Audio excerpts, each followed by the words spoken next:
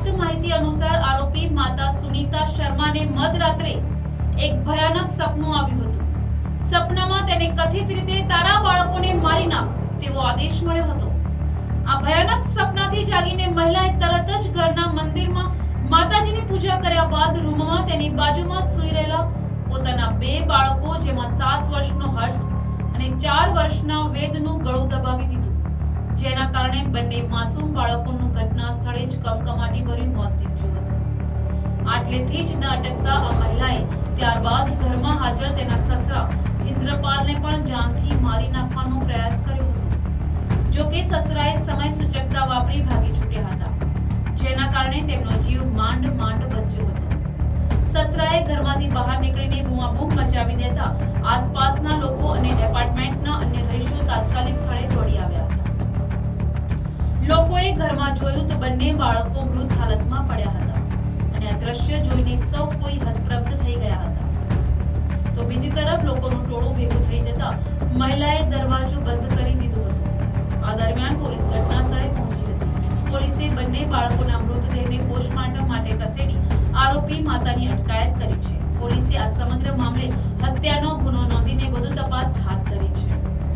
નવસારી જિલ્લાના Bilimora police station વિસ્તારની અંદર દિવસર કરીને એરિયા જે છે ત્યાં ઘણા સમયથી યુપી કોલનગંજથી આવીને રહેતા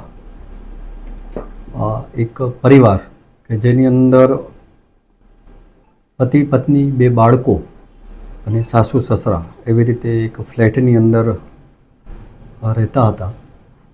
ગઈકાલે એટલે કે જે પત્ની જે છે જે સુનીતા જે આરોપી છે એનો પતિ શિવાકાંત કે જે ટાઇફોઇડ થયો હોય અને 3-4 દિવસથી હોસ્પિટલમાં હતો.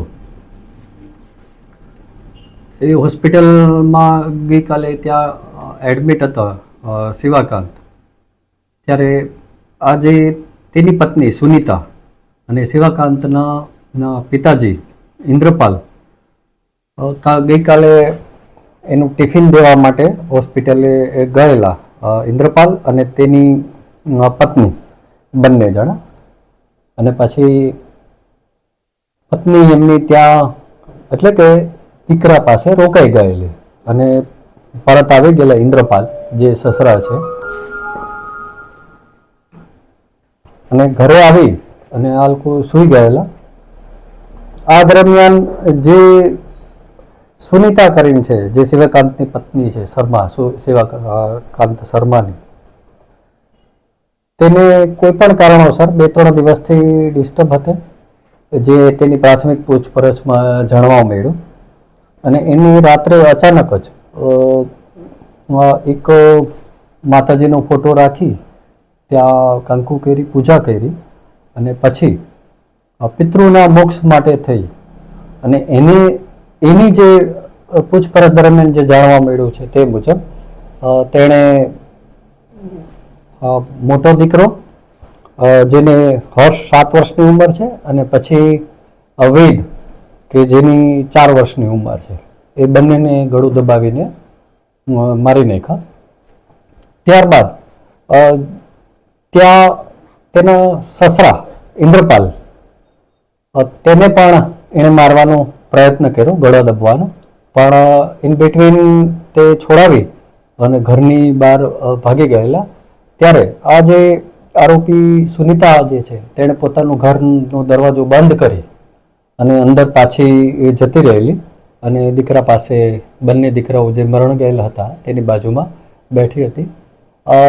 ત્યારે જે ફરિયાદી જે એનો સસરો જે ઇન્દ્રપાલ હતો એમણે તાત્કાલિક પોલીસને જાણ કરી. આજુબાજુ બધા બોલાવ્યા. બાજુમાંથી જ સાગર કરીને ભાઈ હતા જે બાજુમાં 302માં રહેતા હતા તેને પણ બોલાવ્યા. પોલીસ પણ આવી.